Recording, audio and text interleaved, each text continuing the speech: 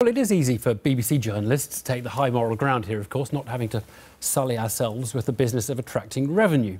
So I want to avoid that. Let's take it as read that it is a huge challenge running a commercial media organisation in an era where readers often expect to get material without paying for it. It's inevitable there'll be a tension between editorial ideals and commercial reality. But that still leaves two main issues. What is an acceptable way of financing a newspaper and what is not acceptable, even in desperate times? And the second issue is honesty or transparency. Do the consumers of a product know what they're getting, editorial, advertorial, or something in between? Well, I'm joined by Joshua Rosenberg, who was legal affairs editor at The Telegraph between the year 2000 and 2008, and Claire Enders, who's a respected media analyst. Good evening to you both. Joshua, you departed some years ago now. Was your departure as acrimonious as Peter Oborne's as evidently is? Well, I certainly resigned, and the reason I resigned from the staff in 2007, although I managed to keep my column going for another year, was that the news desk simply put errors into my copy, one in particular. It was a story about the Human Rights Act. The law lords had ruled that it applied to British troops in Iraq, and the news desk said, well, couldn't we say that this means people will be able to sue? And I said, I don't think it does. And the next day, and I downloaded this, it's still online, it said the ruling could open the way for civilian victims of military action to sue the Ministry of Defence for millions of pounds. Did it have your byline on that? Had my byline. And you hadn't written that? I hadn't written that. It was a joint byline, and the other chap hadn't either. And the very next day, I bumped into a judge, and he said, you know, your analysis inside was fine, but that story on the front page was wrong. And I said, it was wrong, and that's when I decided I had to go. So what, the Barclay brothers had the paper in those years? They had, yeah. And your problem is the culture somehow changed at that point? The Barclay brothers brought in Murdoch McLennan, who's still the boss there. He brought in people from the Daily Mail. And the culture there was the news desk decides what the story was. When I was the BBC's legal correspondent, I would advise the news desk. When I was there, the news desk told me what the story was and expected me to produce it, and that was the culture on the paper. And they said, look, it would be a much better story if we could say that people can sue for millions of pounds. And I said, it would be a better story. But it's just not true. It's just not true. Right. Claire Enders, is the problem here that we've lost 40% of the readership in the last 15 years. There hasn't been a 40% reduction in capacity in newspapers.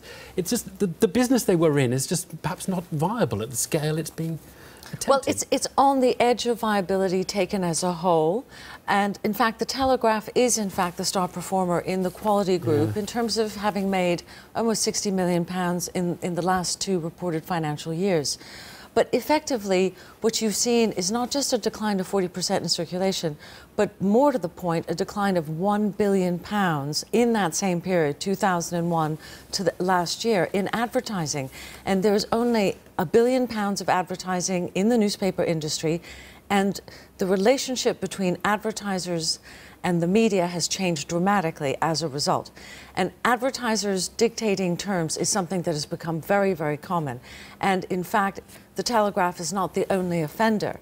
There are many other media where the lines between advertising and editorial are blurred, and that has always been true of newspapers. They have always been partisan. Right. And I mean, one imagines that the newspapers are competing against the internet. And on the internet, these blurred boundaries are worse than they've been on newspapers. They are much, much worse. In fact, we did a survey last year which found that internet media essentially amplifies stories that are created in traditional media, but actually that the total amount of original material had shrank since 2010, despite a massive amplification in the vast number of news sources. So 200 websites are accessible. And this is why I'm very puzzled by the sense that Peter Oborne believes that the Daily Telegraph readers have somehow been robbed of coverage of this scandal, since it has been, as it were, you know, absolutely ubiquitous in many news outlets, and many people in this country have access to those outlets. I want to ask you just an example. Do you object? The New York Times has paid posts. They're there in the editorial pages. They're very clearly marked. I think they're very clearly marked. They're written by an entirely different team. There's an honesty about it. Does that offend, or to you, does that breach the kind of ancient principle of the separation of it? The New York Times has a different brand. Its brand is very blue chip, like the Wall Street Journal or like the Guardian or the Financial Times. And one has to say, in the past, the Telegraph, which after all broke the scandal of the MP's expenses, making a very big bet in a different time.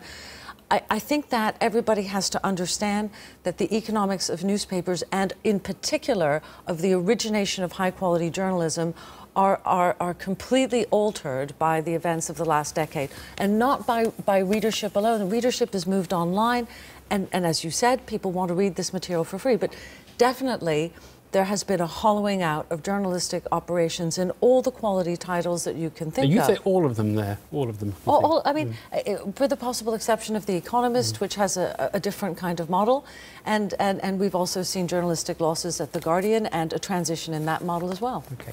Joshua, do journalists on The Telegraph or other newspapers understand that there is a commercial imperative as well? You're not going to have a job on this paper if there isn't a commercial department who is somehow making it work. Absolutely right. They understand that. Journalists are being sacked all the time. It's not a happy time to be in journalism. I wouldn't advise anybody to go into it. But yes, of course, the paper has to sell. But as people said on your filmed report, if you haven't got a reliable paper, people won't buy it. Somebody tweeted me just now, just before I came on the programme, and said, look, my bank is now in trouble, presumably HSBC, now my newspaper's in trouble. What's left to me? And that's the problem. If you don't trust the paper, you won't buy it. Joshua, Claire, thank you both very much.